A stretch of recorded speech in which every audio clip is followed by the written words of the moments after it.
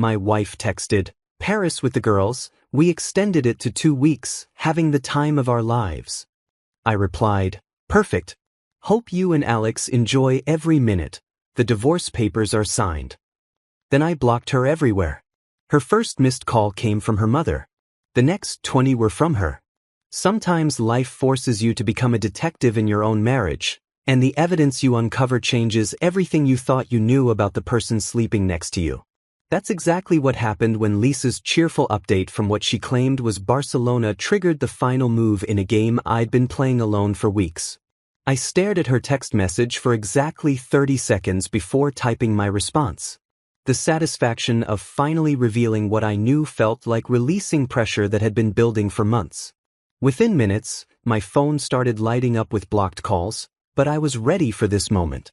I'd spent the last month methodically gathering evidence after discovering suspicious charges on our joint credit card, $400 at a luxury spa resort 2 hours away from our home in Tucson, charged on a Tuesday when Lisa claimed she was working late at the insurance company. That single transaction led me down a rabbit hole that destroyed any lingering doubts about what was really happening in my marriage.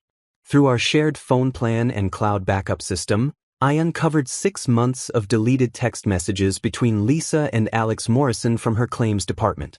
The conversations revealed everything: their romantic weekend getaways at mountain cabins, intimate discussions about their future together, and detailed plans for this European trip that was supposedly a work retreat with her female coworkers. The most damning evidence came from a message where Lisa complained about me being emotionally distant and too focused on work, while simultaneously planning to spend 2 weeks in Spain with another man using money from our joint savings account. I'd already consulted with attorney Rachel Stone 3 weeks ago, filing all the necessary paperwork while Lisa was supposedly attending training seminars that didn't exist. Rachel reviewed my evidence with the clinical efficiency of someone who'd seen this story countless times before. This is actually one of the more straightforward cases I've handled, she told me, organizing the printed screenshots and credit card statements. Your wife documented her own affair better than most private investigators could have. The irony wasn't lost on me that Lisa's compulsive need to share every detail of her life through texts and social media had provided the perfect paper trail for our divorce proceedings. The most painful part wasn't discovering the affair itself, but realizing how calculated and deliberate Lisa's deception had been. This wasn't a moment of weakness or a mistake, it was a sustained campaign of lies spanning half a year. She'd looked me in the eye every morning, kissed me goodbye, and then spent her days planning a secret life with someone else. The woman I'd been married to for 5 years had become a complete stranger, someone capable of extraordinary manipulation and callousness that I never could have imagined when we exchanged vows. As I waited for the inevitable storm of family drama that would follow my revelation, I felt something unexpected: relief. The constant feeling that something was wrong, the nagging suspicion that had been eating at me for months, finally had confirmation. I wasn't crazy, paranoid, or overly suspicious.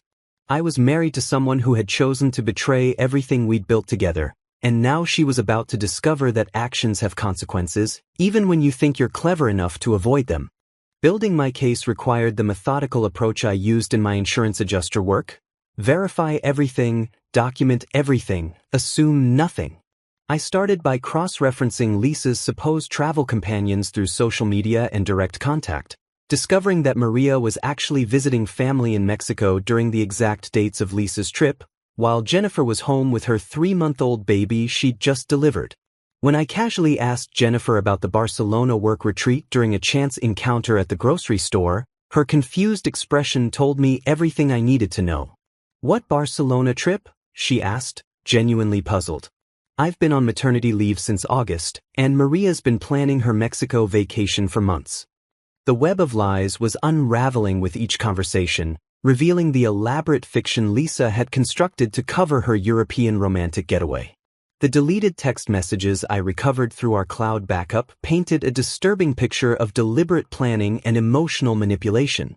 Alex had been feeding Lisa fantasies about their future together while she complained endlessly about our marriage, calling me boring and predictable in messages that felt like daggers to read. Their conversations revealed weekend trips to mountain cabins outside Tucson, intimate dinners at restaurants I'd never been to, and detailed discussions about the Barcelona trip that Alex had apparently been planning for months. "Can't wait to show you Paris after Barcelona," one of his messages read. "We deserve this after dealing with all the drama at home." The casual way they discussed dismantling my life while I worked overtime to pay for the very credit cards they were using was breathtaking in its cruelty. I moved strategically during Lisa's absence, treating our divorce like the complex insurance case it essentially was. I separated our joint savings account, redirecting my salary to a new bank account she couldn't access, and began the process of extricating myself from our shared financial obligations. Our rental house lease was in both names, but I'd already spoken with the landlord about the situation and secured his understanding about my early departure. The hardest part was maintaining normal routines while systematically dismantling our shared life, going through the motions of being a concerned husband while knowing our marriage was already over. I even watered her plants and paid the bills, partly out of habit and partly because I wanted to handle this separation with dignity rather than petty revenge. I also reached out to Lisa's parents, David and Carol, with a carefully worded message about serious marital difficulties, without revealing the full extent of her betrayal. "Lisa and I are going through some challenges right now," I texted her father. "I wanted you to hear from me that we're likely heading toward separation, though I hope we can handle this as adults." I deliberately avoided details about Alex or the affair, knowing that information would come out soon enough and wanting to maintain some moral high ground when the inevitable family drama erupted. David's response was immediate and concerned. "What happened?" "Lisa seemed so happy when she left for her work trip. Are you sure you can't work this out?" His genuine confusion about the situation confirmed that Lisa had lied to her own parents about the nature of her travels, adding another layer of deception to her already impressive collection of lies. Within minutes of sending my response about the divorce papers, my phone exploded with calls from numbers I recognized: Lisa's sister, her mother Carol, her best friend from college, even her cousin Kelly from Phoenix. I blocked each one systematically, watching the missed call notifications pile up like evidence of the chaos I'd just unleashed across 3 time zones. The satisfaction of maintaining complete control over the situation felt almost therapeutic after months of being manipulated and lied to by someone I trusted completely. Each blocked call represented another person who would eventually learn the truth about Lisa's carefully constructed fiction, and I was genuinely curious to see how she'd try to spin this story when she could no longer control the narrative. Lisa's father David arrived at our house 2 hours later, using the spare key we'd given him for emergencies. I was expecting this visit and had prepared accordingly, printing out the most damning evidence and organizing it in a manila folder like the insurance case files I handled at work. "Ben, what the hell is going on?" he demanded, his face red with confusion and anger. "Carol's been crying since Lisa called her, and nobody can reach you. Lisa says you've lost your mind and filed for divorce out of nowhere." I handed him the folder without saying a word, watching his expression change from anger to confusion to disgust as he reviewed hotel receipts showing 2 guests, text message screenshots discussing their romantic getaway, and photographic evidence I'd gathered showing that Maria and Jennifer were never in Barcelona. "This can't be right," David said, his voice hollow as he stared at a particularly damning message where Lisa called me pathetic for working late while she was planning her European affair. "Lisa wouldn't do this. There has to be some explanation." I appreciated David's loyalty to his daughter, but I wasn't interested in enabling the same denial that had probably allowed Lisa to become this manipulative in the first place. "There's an explanation," I said calmly. "Your daughter has been having an affair for 6 months and used our joint savings to fund a romantic trip to Europe with her coworker. She lied to you, she lied to me, and she lied to everyone else who cared about her." When David suggested marriage counseling or working things out, I firmly explained that Lisa had made deliberate choices over 6 months and now needed to face the consequences of her systematic deception. Lisa managed to call from an international number later that evening, her voice shaky and desperate in a way I'd never heard before. "Ben, please, you have to listen to me," she began, but I cut her off immediately. "I know Alex is with you in Barcelona," I said. "I have 6 months of text messages, hotel receipts, and photographic evidence. I'm not interested in hearing explanations or excuses." She initially tried denying everything, claiming Alex was just a friend who happened to be in Europe at the same time, but when I started reading specific text messages aloud, her story crumbled completely. Okay, yes, Alex is here, she finally admitted, her voice breaking. But it's not what you think. We're just friends and things got complicated. I never meant for this to happen. The conversation that followed revealed the depth of her self-deception and entitlement. Lisa actually seemed surprised that I discovered her affair, as if her careful deletion of messages and elaborate cover stories should have been enough to hide 6 months of systematic betrayal. How did you even find out? She asked, genuinely confused about how her perfect plan had unraveled. When I explained about the spa charges and cloud backup recovery, she became angry rather than apologetic. You went through my private messages? You invaded my privacy? The irony of someone who'd been lying to me for half our marriage complaining about privacy violations was almost amusing. Ben, we can fix this, she pleaded as the call continued. I'll end things with Alex right now. We can go to counseling. I'll do whatever it takes. But her promises felt as empty as every other lie she'd told me, and I knew that the woman I'd married no longer existed, if she ever had. Lisa's desperate attempts at damage control over the following days included promises to end her relationship with Alex immediately, offers to attend couples therapy, and emotional manipulation through tears and guilt trips about our 5-year marriage being worth saving. She called from different international numbers when I blocked each one, leaving voicemails that ranged from angry accusations to sobbing apologies to threats about what her family would do to me for abandoning her overseas. Ben, please, you can't just throw away everything we built together, she cried during one particularly pathetic message. I made a mistake, but people make mistakes. That's what marriage is about, working through problems together. I listened to each voicemail once before deleting it, marveling at how someone who'd spent 6 months planning her betrayal could now claim it was just a momentary lapse in judgment.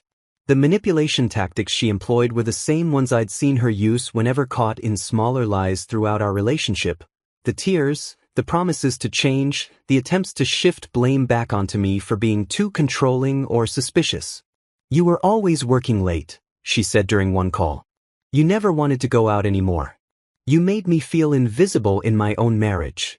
The revisionist history was breathtaking in its audacity, considering I'd been working overtime specifically to save money for the house down payment she'd been secretly spending on romantic getaways with Alex. When I reminded her that she'd been the one declining dinner invitations and canceling date nights for months, claiming she was too tired from work, she actually had the nerve to say, "That's because I was unhappy, Ben. You should have noticed I was struggling instead of just accepting that everything was fine."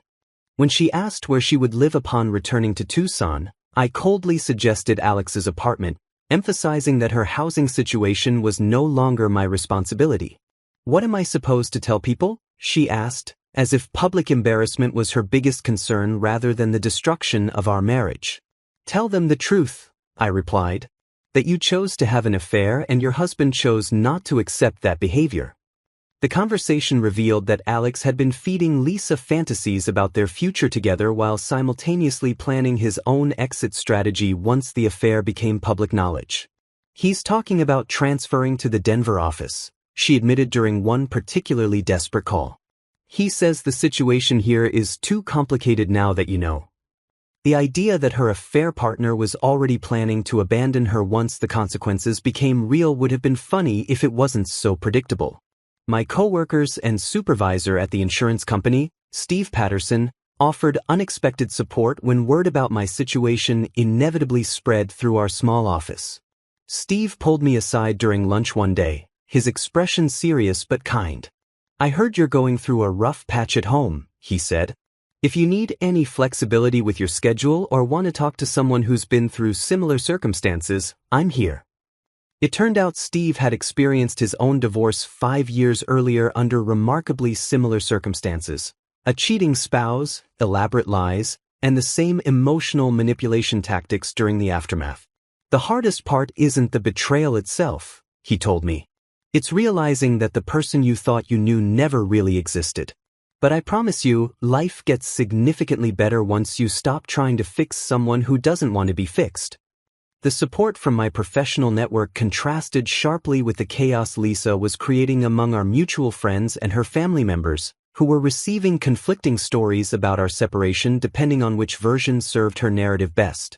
Some heard that I was having a midlife crisis and had become irrationally jealous and controlling. Others were told that we'd grown apart naturally and were separating amicably. The few who pressed for details got elaborate stories about my alleged emotional abuse and unreasonable demands that she account for every minute of her time. Watching her scramble to control multiple narratives while dealing with the reality that Alex was already planning his escape was almost entertaining, if it wasn't so pathetic. The woman who'd been so confident in her ability to manipulate everyone around her was finally discovering that some consequences can't be talked, cried, or lied away. The divorce hearing in November proceeded with the swift efficiency of a well-documented insurance claim, thanks to the comprehensive evidence package I'd prepared over the previous months. Judge Harrison reviewed my financial records showing Lisa's misuse of our joint credit card for the affair, the recovered text messages detailing her 6-month deception, and the photographic evidence proving her Barcelona trip was entirely fabricated as a work retreat. Lisa's expensive attorney, funded by her parents' retirement savings, attempted to portray me as vindictive and unwilling to work on our marriage, but the evidence spoke louder than any emotional appeals. Mr. Thompson clearly planned this divorce while his wife was traveling, her lawyer argued, showing a calculated desire for revenge rather than genuine concern for their relationship. Judge Harrison looked unimpressed as he flipped through page after page of Lisa's text messages describing me as pathetic and boring, while planning romantic getaways with Alex. Mrs. Thompson, the judge said, addressing Lisa directly, these communications span 6 months and include detailed financial planning for trips with another man using marital assets. This appears to be systematic deception rather than a momentary indiscretion. Lisa's face crumpled as she realized her lawyer's strategy wasn't working, and she actually tried to interrupt the proceedings to speak directly to me. Ben, please, we can still fix this. I know I made mistakes, but throwing away 5 years of marriage over one relationship is insane. Her use of the word relationship instead of affair perfectly captured her inability to acknowledge the severity of her actions, even while sitting in divorce court facing the consequences of those choices. Meanwhile, Lisa's professional and social life had crumbled faster than her marriage. Alex had indeed transferred to the company's Denver branch within weeks of their Barcelona trip, leaving her to face workplace gossip and potential disciplinary action for conducting an office affair that had become public knowledge throughout their department. Her supposed friends Maria and Jennifer felt deeply betrayed by having their names used as alibis for Lisa's European getaway and cut contact completely, refusing to participate in her victim narrative about my alleged controlling behavior. I can't believe she dragged us into her lies, Jennifer told me during a chance encounter at the grocery store. She had me convinced you were going through marriage problems and that the Barcelona trip was her way of getting space to think. I feel like an idiot for believing her sob stories about your relationship.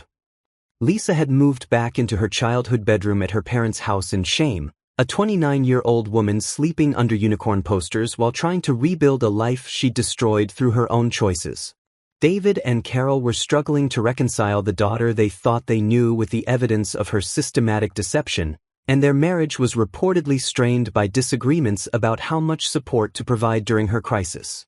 Carol blamed me for being unforgiving and unwilling to work through marital problems, while David had seen enough evidence to understand that Lisa's behavior went far beyond normal relationship issues. She's our daughter, but what she did to you was inexcusable, he told me during a brief phone conversation. I don't know how she became capable of that level of deception, but I understand why you can't forgive it. I received an unexpected visit from Lisa's cousin Kelly, who drove down from Phoenix specifically to apologize for initially defending Lisa when the news broke. I'm sorry, Ben, she said, sitting uncomfortably in my living room.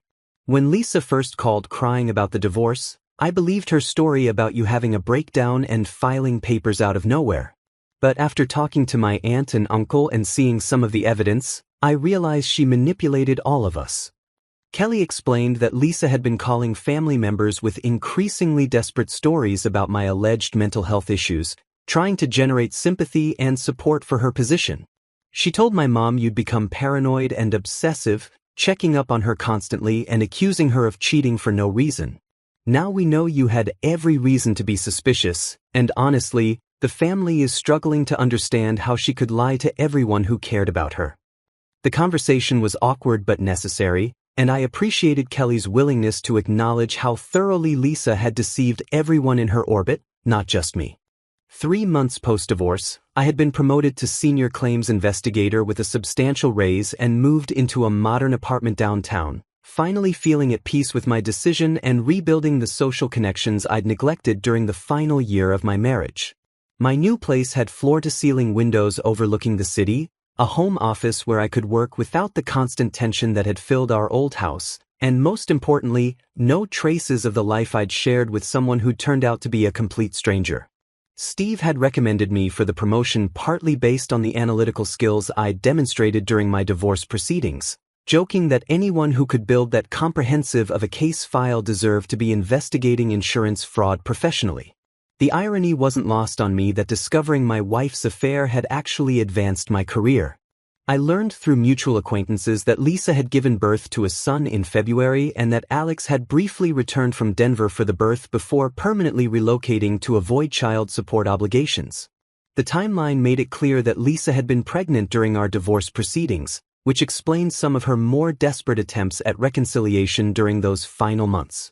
According to Jennifer, who'd heard the story through workplace gossip, Alex had initially promised to support Lisa and the baby but quickly realized that a child would complicate his carefully managed bachelor lifestyle in Colorado.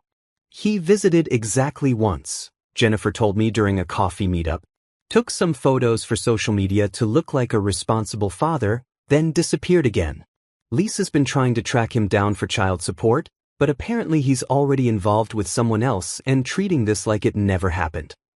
During a chance encounter at the farmer's market on a Saturday morning, Lisa approached me with the baby, attempting to apologize and reveal that Alex had abandoned them both, but I maintained firm boundaries and refused to provide emotional support or forgiveness.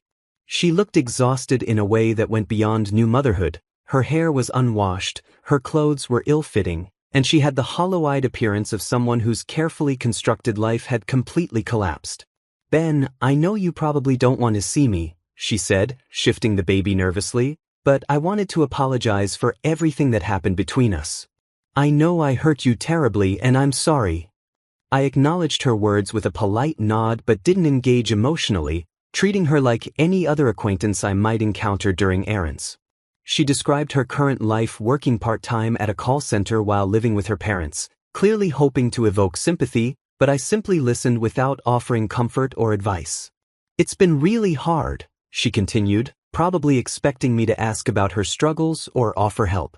"Alex completely abandoned us after promising he'd be there for his son. I'm basically a single mother living in my childhood bedroom, trying to figure out how to rebuild my life from nothing."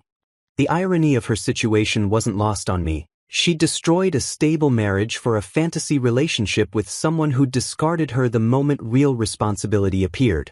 But I felt no satisfaction in her misery, just a distant sense of relief that I'd escaped before she could drag me down with her poor choices. "I hope things work out for you," I said simply, preparing to leave.